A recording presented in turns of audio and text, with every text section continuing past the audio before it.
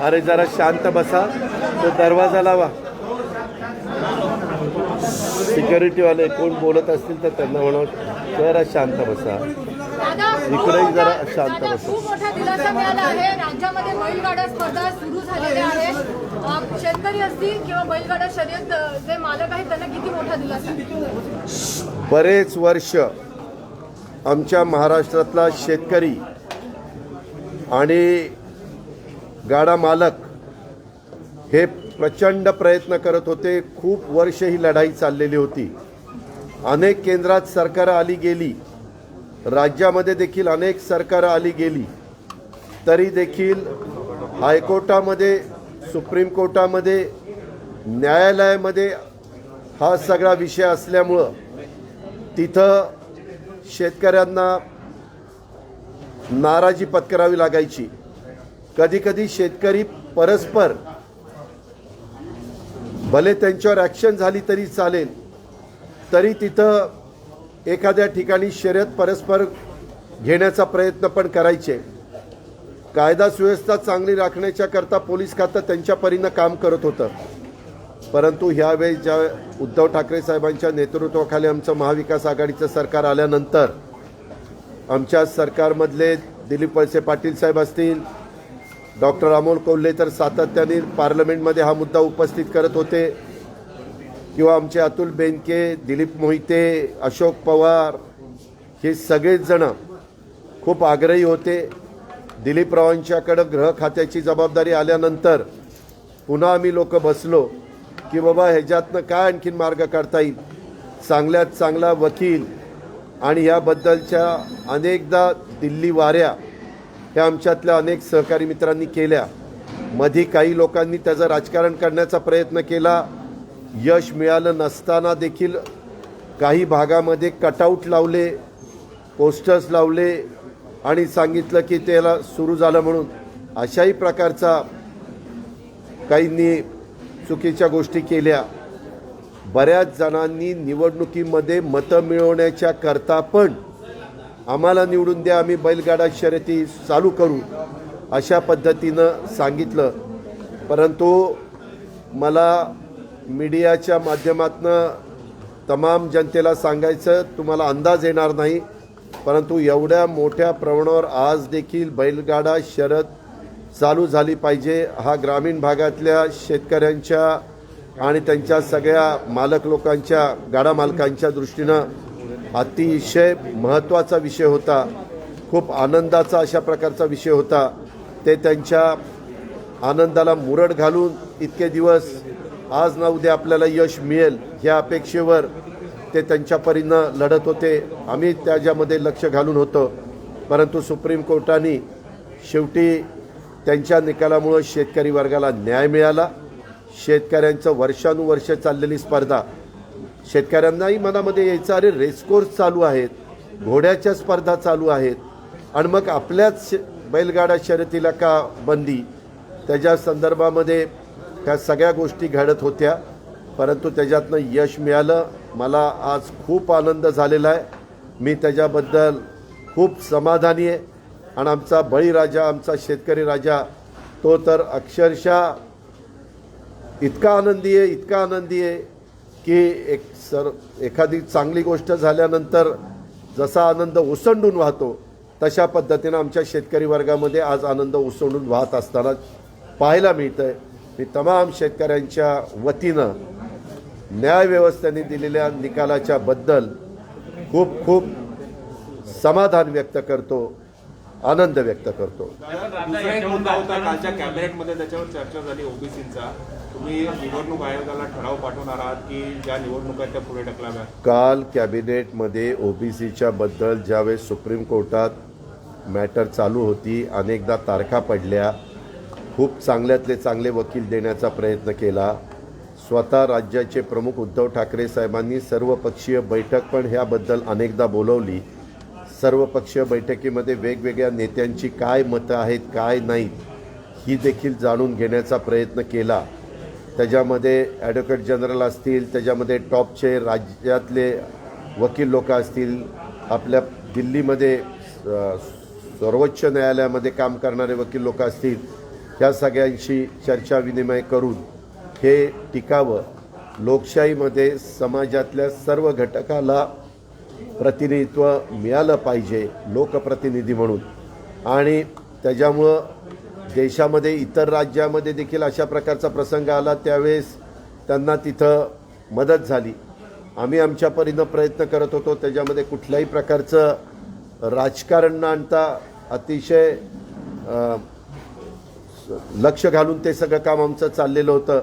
तरी देखील काही आरोप करत होते. आम्ही त्याकडे दुर्लक्ष करत होतो, कारण आमचे भुजबळ साहेब असतील, जितेंद्र आव्हाड असतील, विजय वडेट्टीवार असतील, गुलाबराव पाटील असतील, अनेक सहकारी आम्ही सगळे बसायचो. काय केलं पाहिजे, कशा पद्धतीनं केलं पाहिजे आणि ती भूमिका मांडायचं काम करत होतो. त्याच्या संदर्भामध्ये केंद्रात पण आम्ही खूपदा सांगितलं की तुमच्याकडे जो डाटा आहे तो आम्हाला तुम्ही द्या. त्याच्याकरता आम्ही शेवटी सुप्रीम कोर्टात गेलो त्यांनी नाकारल्यानंतर. परंतु सुप्रीम कोर्ट शेवटी सर्वोच्च आहे, त्यांनी दिलेला निकाल हा मानायचा असतो. तो मानून आम्हाला तिथं काही तो डाटा मिळाला नाही. शेवटी आम्ही इथल्या आयोगाला जो काही खर्च येईल तो खर्च देऊ असं स्वतः उद्धव ठाकरे साहेबांनी आयोगाच्या अध्यक्षाला बोलून सांगितलं आणि त्यांना तशा पद्धतीनं निधी उपलब्ध करून देण्याच्याकरता सध्या अधिवेशन नसलं तरी आम्ही तातडीने CF ॲडव्हान्समधनं काही कोटी रुपये उपलब्ध करून दिले. आणि उद्याच्या अर्थसंकल्पामध्ये देखील आम्ही निर्णय घेणार आहोत की त्याला लागणारा जो काही निधी लागेल तो पुरवणी मागण्यामध्ये मंजूर करायचा, किती मंजूर करायचा, काय मंजूर करायचा हा कॅबिनेटचा अधिकार आहे. मुख्यमंत्र्यांच्या समोर ज्या दिवशी अधिवेशन आहे त्याच्या आदल्या दिवशीच्या कॅबिनेटमध्ये तो विषय जाईल. पण काल पण मुख्यमंत्र्यांनी मला सांगितलं की यामध्ये आपल्याला त्यांना जेवढा काही निधी लागेल तो आपल्याला उपलब्ध करून द्यायचा, जेणेकरून निधीची कमतरता आहे म्हणून आयोगाला गतीनं काम करता येत नाही अशा प्रकारे अजिबात मनात येऊ नये. आणि म्हणून वॉर फुटिंगवर हे काम झालं पाहिजे. आमचा तर हा प्रयत्न आहे की ह्या निवडणुका पुढं ढकलल्या जाव्या आणि 3-1 महिन्यामध्ये अशा प्रकारचा सगळा डाटा हा आयोगाने मार्च एंडपर्यंत त्या ठिकाणी द्यावा. आणि तो दिल्यानंतर एप्रिलमध्ये देखील निवडणुका घेतल्या तरी चालतील. परंतु OBC घटक हा समाजात 54% आहे. त्यांनाही त्यांचं प्रतिनिधित्व तिथं मिळालं पाहिजे, हा त्यांचा हक्क आहे. संविधानाने पण काय सांगितलं ते आपण पाहतो, कायदा पण काय सांगतो ते आपण पाहतो. पण शेवटी आम्ही वकिलामार्फत जे काही काम करायचं ते केलं. आणि आता दिलेल्या निकालामध्ये आता पुन्हा पुढच्या मला वाटतं जानेवारीमध्ये तारीख त्यांनी ठेवलेली आहे. तोपर्यंत हे काम किती गतीनं करून घेता येईल त्या प्रकारचा प्रयत्न, इन्फ्रास्ट्रक्चर सगळं उपलब्ध करून देऊन तशा प्रकारचा प्रयत्न महाविकास आघाडीचं सरकार करतं आहे. आणि त्याच्यातून मग डाटा आपल्याला मिळाल्यानंतर आपल्याला ह्या सगळ्यातनं मार्ग काढता येईल अशा प्रकारची साधारण परिस्थिती दिसतीये. पण माझी आज पण विनंती आहे की कृपा करून कोणी ह्याच्यामध्ये वेगळ्या प्रकारचं राजकारण न आणता लोकांच्यामध्ये गैरसमज न करता एक सहानुभूतीपूर्वक ह्या विषयाकडे बघितलं गेलं पाहिजे.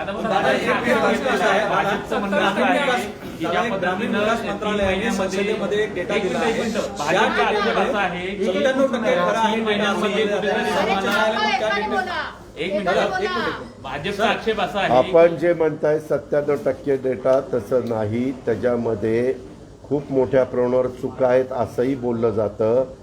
आमच्या असेंब्लीमध्ये चर्चा चालू असताना विरोधी पक्षाच्या वतीनं सांगत असताना त्या डाटामध्ये काही लाख चुका आहेत असं सांगण्यात आलं.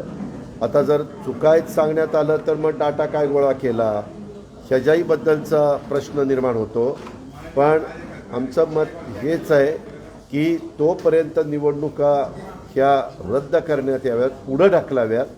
आणि अनेकदा अशा पद्धतीने झालेलं आहे. मला आठवतं आहे जुनं तर 1979 साली निवडणुका झाल्या होत्या आणि त्याच्यानंतर 1992ला निवडणुका झाल्या. म्हणजे 12 ते 13 वर्ष निवडणुका झाल्या नव्हत्या.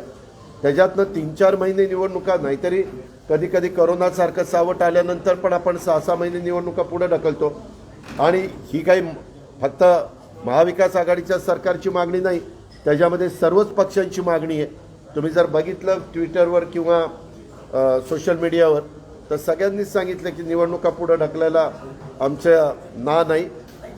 मार्च एंडपर्यंत हे सगळं करावं, कुठले कुठले आरक्षणं किंवा काय काय ओबीसीच्या संदर्भातल्या जागांच्या बद्दलचा निर्णय, आणि एप्रिलमध्ये निवडणुका लावाव्यात. नाहीतर एप्रिल मे ह्या पावसाळा नसतो, निवडणुका घेता येते. भाजपचा जो आक्षेप आहे दादा जाहीर झालेल्या 21 डिसेंबरला ज्या 106 पंचायत समितीच्या, आणि त्या निवडणुकांची भूमिका आहे की सर्वोच्च न्यायालयाने आदेश दिल्यामुळे आम्हाला त्या घ्यावे लागतील. एकीकडे तुम्ही विनंती करणार आहात मंत्रिमंडळाचा ठराव पाठवा. आम्ही ठराव केला, काल ठराव करून त्यांना ताबडतोब पाठवायला सांगितलेलं आहे. आता मी तुमच्याशी बोलून मंत्रालयातच निघालेलो आहे. मंत्रालयात गेल्यानंतर चीफ सेक्रेटरीला बोलून आपण तो ठराव पाठवला का, त्याच्यावर काय निवडणूक आयोगाने सांगितलं हे जाणून घेणार आहे. आरक्षण हे त्यामुळे गेलं असं पद्धतीनं देवेंद्र फडणवीस हो का, कुणी काय म्हणावं हा ज्याचा त्याचा प्रश्न आहे. सगळ्यांना माहिती आहे आम्ही सगळेजण सर्वांना संधी मिळाली पाहिजे ह्याच विचाराचे आहेत. सगळ्यांनी त्याच्यामध्ये मनापासून लक्ष दिलेलं आहे. आता मागच्या काळामध्ये देखील वेगवेगळ्या प्रकारची आरक्षणं दिली गेली. तुम्ही पाहिलं, मुस्लिमांना आरक्षण दिलं गेलं, मराठा समाजाला आरक्षण दिलं गेलं. त्याही आरक्षणाच्या संदर्भामध्ये काय घडलं हे उभ्या देशाने आणि महाराष्ट्राने त्या ठिकाणी पाहिलेलं आहे. आता ह्याच बाबतीमध्ये सुप्रीम कोर्टामध्ये सातत्याने आम्ही सरकारतर्फे तर तिथं बाजू मांडतच होतो, परंतु छगन भुजबळ साहेब, इतर आमचे असंख्य मान्यवर यांनी वेगवेगळ्या वकील देऊन इंडिव्हिज्युअल पण ते तिथं भूमिका मांडण्याचं काम करत होतो. आणि जे मांडलं जात होतं ते इतकं व्यवस्थितपणे मांडलं जात होतं. पण शेवटी सर्वोच्च न्यायालय ह्यांचा निर्णय हा अंतिम असतो, तशा पद्धतीनं निर्णय त्यांनी दिले. दादा, विद्यापीठ कायद्यावर भाजपाने आरोप केलेला आहे की अशा पद्धतीने राज्यपालांचे जे अधिकार आहेत ते कमी करता येत नाही आणि हे राजकारण करणं सुरू झालेलं आहे. राज्यपालांचे अधिकार नाही, अधिकार कमी केलेच जात नाही. ह्याच्या संदर्भामध्ये जी काही समिती आहे ती समिती त्याबद्दलचे 5-7 काय नावं असतील ती नावं सिलेक्ट करतील, जी त्यांना ती योग्यतेची वाटतील. ती आल्यानंतर सरकार त्याच्यातली 2 नावं राज्यपाल महोदयांच्याकडं पाठवतील. मग राज्यपाल महोदयांनी त्याच्यातलं एक नाव शेवटी त्याचे प्रमुख म्हणून फायनल करायचं. हे काही आपल्या सरकार 5-7 नावं ठरवणार नाही. ती जी कमिटी आहे ती कमिटी ठरवणार आहे आणि कमिटीकडनं सरकारकडं नावं येणार आहे. सरकारकडं 5-7 नावं आल्यानंतर त्याच्यातली 2 नावं सरकार मग गव्हर्नरकडे पाठवणार आहे. ह्याच्यात सरकारचं काय म्हणजे हस्तक्षेपाचा प्रश्न येतो कुठं? तुम्ही राजकारण करता आहात. कशाचं राजकारण मला सांगा ना. ह्याच्यात कशाचं आरोप कोणी बिनबुड, सध्या काहींना आरोपाशिवाय दुसरं काही तथ्य काही राहिलेलंच नाही. आता मग ह्याबद्दल ते बोलतात तर 12 जागांच्या करता मुख्यमंत्र्यांनी 1 वर्ष होऊन गेलं रीतसर ठराव करून 170 आमदारांचा पाठिंबा असणाऱ्या सरकारने 12 नावं पाठवलेली आहेत. त्याच्याबद्दल पण अजून निर्णय झाला नाही. हे कशामध्ये बसतं? हे योग्य आहे का? हे लोकशाहीमध्ये चालतं का? ह्याचा आणि त्याच्यात मी तुलना अजिबात करत नाही. त्याच्यामध्ये तो अधिकार फायनल करण्याचा गव्हर्नर साहेबांचाच आहे, परंतु लोकशाही पद्धतीनं नावं आल्यानंतर ती नावं जी काही नियमावली ठरवलेली आहे त्या नियमावलीमध्ये बसतात का हे चेक करून त्यांना आमदार म्हणून कामाची संधी दिली पाहिजे.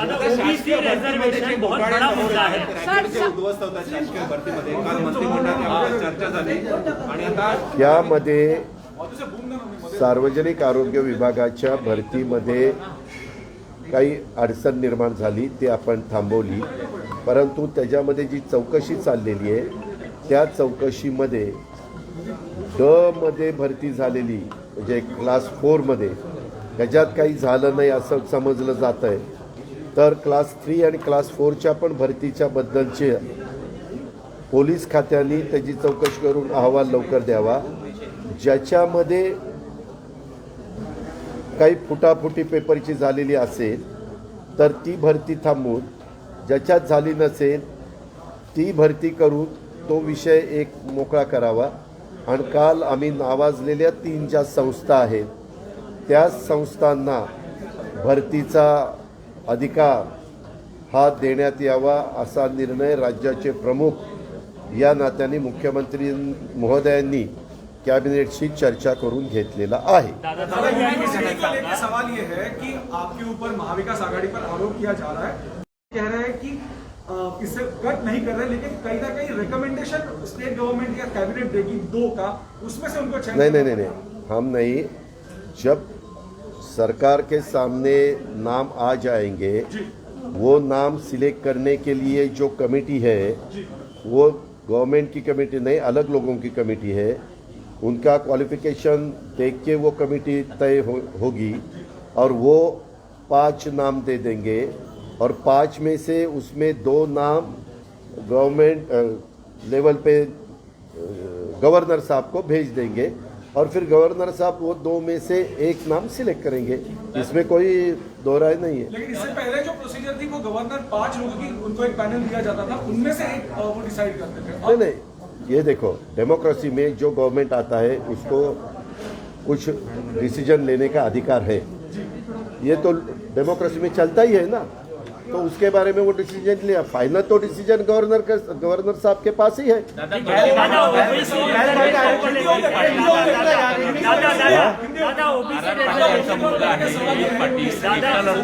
कवठे महाकाळमध्ये नगरपंचायतीमध्ये आणि इतर सगळे पक्ष एकत्र आले त्याच्या विरोधामध्ये. राष्ट्रवादीचा एक गट सुद्धा त्याच्या विरोधामध्ये आलाय तिथे. त्या संदर्भामध्ये स्थानिक स्वराज्य संस्थांच्या निवडणुकीमध्ये त्या त्या जिल्ह्यातलं राजकारण लक्षामध्ये घेऊन त्यांनी निर्णय घ्यायचे. त्या संदर्भामध्ये काही झालं असेल तर प्रांताध्यक्षच तिथले पालकमंत्री आहेत. मी पण रोहितला फोन करून त्या ठिकाणी विचारीन, कारण रोहित गेल्याच आठवड्यामध्ये मला कुठल्या कामाच्या करता भेटायला आलेला होता. पण असं कोणाला एकटं पाडतील असं वाटत नाही. रोहितची कामाची पद्धत अतिशय चांगली आहे. मी त्याच्या संदर्भामध्ये माहिती घेऊन काय त्याला मदत पाहिजे असेल ती करण्याचं काम करेन.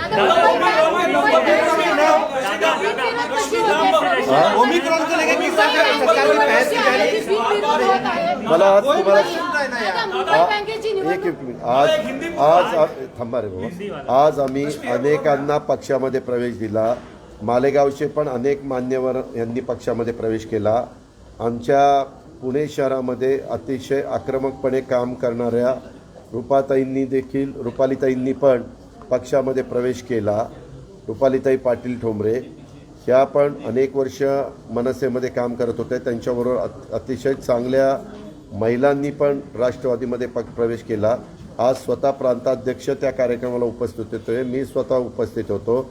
आज तो पक्षप्रवेश साधारण आम्ही 10 महिलांना दिलेला आहे आणि पुढच्या वेळेस पुणे शहरामध्ये एक मोठा कार्यक्रम घेऊन राहिलेल्या देखील कार्यकर्त्यांचा, कारण त्यांना पुण्यामध्ये मानणारा एक वर्ग मोठा आहे आणि त्यांची कामाची पद्धत पुणे शहराला सगळ्यांना माहितीची आहे.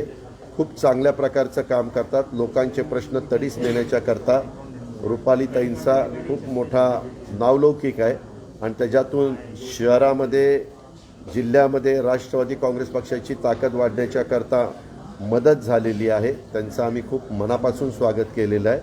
त्याचा फायदा उद्या राष्ट्रवादीला 100% होणार आहे, ही एक खात्री मी आज सुप्रीम देतो. कोर्ट ने जो आदेश जारी किया है ओबीसी आरक्षण को लेकर के, उसको लेकर के आपकी क्या प्रतिक्रिया है? कैसे देखते हैं आने वाले दिनों में क्या रणनीति रहेगी आघाड़ी सरकार? सुप्रीम कोर्ट ने जो डिसीजन दिया है उसके बारे में हमने अच्छे बड़े बड़े लॉयर वहाँ केस लड़ने के लिए दिए थे, लेकिन निकाल हमारे खिलाफ दिया गया. हमें जो चाहिए वैसा नहीं मिला. वो उनका अधिकार है सुप्रीम कोर्ट का. अभी उसके बारे में हमने ये डिसीजन कर कैबिनेट में लिया है कि अभी जो चुनाव चालू है वो चुनाव पूरे कैबिनेट ने एकमत से वो आगे आप कर दो. ऐसा यहाँ के इलेक्शन कमीशन को हमने बताया है और वो उनके पास हमारा जो भी मत है वो जाएगा और वो जाने के बाद वो क्या करेंगे मुझे पता नहीं, लेकिन ये होने के बाद 3 महीने के अंदर आयोग इसके बारे में जो डाटा कलेक्ट करना चाहिए वो मार्च एंड तक उनको हम पूरी सब सपोर्ट करेंगे। उनको फाइनेंशियल जो मदद चाहिए वो की जाएगी, इंफ्रास्ट्रक्चर के लिए जो भी मदद चाहिए वो हम हमारी तरफ से नहीं, गवर्नमेंट ऑफ महाराष्ट्र की तरफ से की जाएगी और 31 मार्च तक वो सब डाटा अगर मिलेगा तो अप्रैल में भी चुनाव ये लोकल बॉडीज के ले सकते हैं और फिर वो चुनाव लेते वक्त इतना बड़ा ओबीसी का वोटर है, करीबन 54% ओबीसी पूरे हमारे महाराष्ट्र में है, उनको भी अधिकार है, उनका हक है, उनको वो मिलना चाहिए और उनका प्रतिनिधित्व भी आने वाले चुनाव में अलग अलग लोगों ने करना चाहिए। देवेंद्र फडणवीस कह रहे हैं कि आप लोगों ने देरी कर दी इस विषय को लेकर के, आप लोगों ने टाइम पे डेटा तैयार नहीं किया। हमने बिल्कुल देरी नहीं की। ये डेटा केंद्र सरकार के पास, सेंट्रल गवर्नमेंट के पास था। 2011 में जब जनगणना हुई तब उनके पास वो डेटा था। हम उनको मांग रहे, वो हमें नहीं दे रहे। फिर हम सुप्रीम कोर्ट में भी गए कि सुप्रीम कोर्ट ने डायरेक्टिव देना चाहिए सेंट्रल गवर्नमेंट ऑफ महाराष्ट्र को दे दो, लेकिन वो भी केस हमारे खिलाफ की हो गई। इसीलिए अब हमने कल अभी ये सोचा है और ऐसे तरह से हमें आगे जाने का हमारा इरादा है। कोविड के नंबर बढ़ रहे हैं, ओमिक्रॉन के नंबर बढ़ रहे हैं, ऐसे में हमने देखा कि कई सारे बॉलीवुड सेलिब्रिटी उनका बिहेवियर जो है वो कोविड अप्रोप्रिएट नहीं है। हाल फिलहाल में तो सामने आया है कि पार्टी कर रहे हैं कुछ लोग, क्वारंटीन उनको बताया गया था होने के बावजूद दिल्ली जाते, दिल्ली से वापस आते। तो क्या जो हमने देखा था वेव 1 में और दूसरे में जिस प्रकार से बीएमसी में एफआईआर की थी, तो क्या एक्शन होगी या फिर उसके बारे में नियमावली तैयार की है और गवर्नमेंट ने उसमें ज़्यादा ध्यान दिया है। मेरे ख्याल से बीएमसी कमिश्नर और बीएमसी के मेयर उन्होंने भी उनमें ध्यान दिया है और जो पॉजिटिव आए हैं उनका सब मकान हो या बाकी का एरिया हो सील करने का काम चालू है, सील किया भी है और ज़्यादा अच्छी तरह से इसके बारे में हम देखभाल कर रहे हैं। सर, या पार्टीमध्ये सरकारमध्ये पार्टीत एक मंत्री होता, राज्य सरकारचा एक मंत्री या पार्टीत होता असा आरोप आशिष शेलार यांनी केलेला आहे आणि काल कॅबिनेटमध्ये पण तो मंत्री असण्याची शक्यता आहे। मेरे ख्याल से ऐसे तो एलिगेशन बहुत दफ़ा होते हैं, मुझे नहीं लगता है ऐसा कुछ। त्याच्यामध्ये अशा प्रकारचे आरोप सातत्यानेच करण्याचा प्रयत्न आमचे विरोधक करत असतात। असं कुणीच करणार नाही, जबाबदार व्यक्ती तर अजिबात करणार नाही असं मला वाटतं। तरी देखील आपण पर्टिक्युलर मंत्र्याचं नाव घेत नाही, पण एक कॅबिनेट का राज्यमंत्री कॅबिनेट मंत्री होता तर त्याची माहिती घेऊ, असं काही केलं जात नाही। आता काल पण आपण बघितलं एका सेंट्रलच्या मिनिस्टरने तर मीडियातल्याच एका माणसाला काय वक्तव्य केलं, कशा पद्धतीनं बिहेवियर त्यांचं होतं, हे तर डेमोक्रेसीमध्ये अजिबात चालत नाही। त्याचा तर सगळ्यांनी निषेध केला पाहिजे। हे असं कसं चालेल? ज्यांच्या हातामध्ये पोलीस खात्याची जबाबदारी आहे ते जर मीडियाच्या लोकांशी अशा प्रकारे वागत असतील तर त्याचा तीव्र निषेध केला पाहिजे, तीव्र शब्दात निषेध केला पाहिजे। हे कधीच कुणी चालून घेता कामा नये आणि त्याच्या संदर्भातले वरिष्ठांनी गांभीर्याने घेऊन ॲक्शन पण घेतली पाहिजे। धन्यवाद।